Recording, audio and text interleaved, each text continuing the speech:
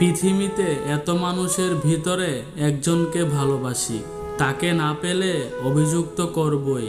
মানুষ যখন প্রেমে পড়ে সে 1000 বছর বাঁচতে চায়, আর যখন ব্যর্থ হয় তখন প্রতি মুহূর্তে মৃত্যু কামনা করে।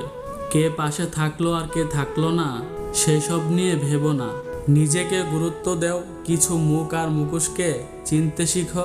তোমার জীবনে তোমার যে জিনিসগুলো মানসিকভাবে কষ্ট দেয়, আস্তে আস্তে সেগুলো গুরুত্ব কমিয়ে দাও। ব্যাস নিজের মতো শান্তিতে থাকো, আনন্দ নিয়ে বাঁচো। জীবনে কিছু মানুষের সাথে পরিচয় না হলেই বোধহয় ভালো হতো, অন্তত কষ্টের পরিমাণ কিছুটা কম হতো। যে মানসিক শান্তি দিবে তাকে বেছে নেও, বাকি যোগ্যতা পরে দেখা যাবে।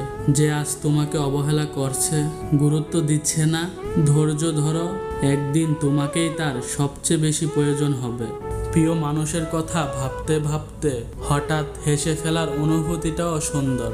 কতটা ভালোবাসি জানি না, তবে হাজারো ব্যস্ততার মধ্যেও বারবার তোমার কথাই মনে পড়ে। মানুষ যা চায় তা না পাইলে তার মনে যে শূন্যতা সৃষ্টি হয়, তারে পুরো পৃথিবী এনে দিলেও তার সেই শূন্যতা দূর করা যায় না। মেয়েদের আলাদা একটা ক্ষমতা আছে, তারা যে জিনিসটা নিয়ে অনুমান করে সেটাই সত্যি হয়।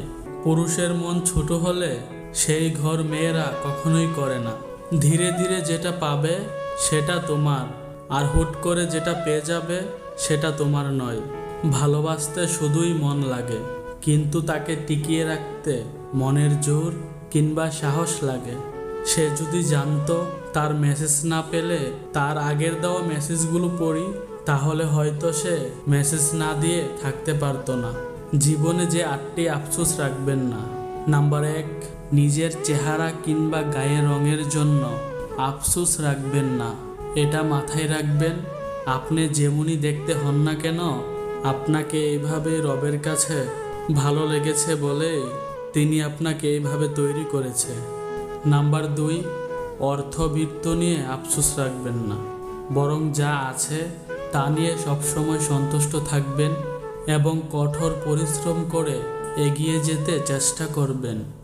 নাম্বার 3, প্রিয় মানুষ জীবন থেকে হারিয়ে গেলে আফসোস রাখবেন না, বরং এটা বিশ্বাস করবেন রবই তাদেরকে আপনার জীবন থেকে সরিয়ে ফেলেছেন, কারণ তারা আপনার জন্য কল্যাণকর নয়।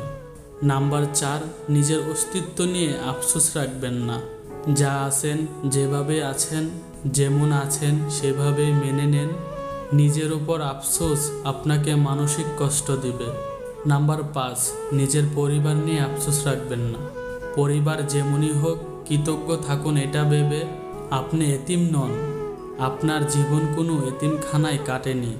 নাম্বার 6, মন নরম আর ইমোশনাল হয়ে থাকলে কখনোই আফসোস রাখবেন না, কারণ মন নরম হওয়াটাও ভালো লোকের গুণাবলী। নাম্বার 7, ভুল মানুষদের ভালোবেসে আফসোস রাখবেন না, কেননা আপনি হারিয়েছেন খারাপ মানুষ, কিন্তু তারা হারিয়েছে আপনার মতো ভালো মানুষ। বরং রবের নিকট কৃতজ্ঞ থাকুন। নাম্বার 8, নিজের পেশা নিয়ে কখনো আফসোস রাখবেন না, প্রতিটা হালাল কাজই মন থেকে করবেন। ভিডিওটা এ পর্যন্তই। যদি আপনাদের কাছে ভালো লেগে থাকে অবশ্যই চ্যানেলটাকে সাবস্ক্রাইব করে দিবেন।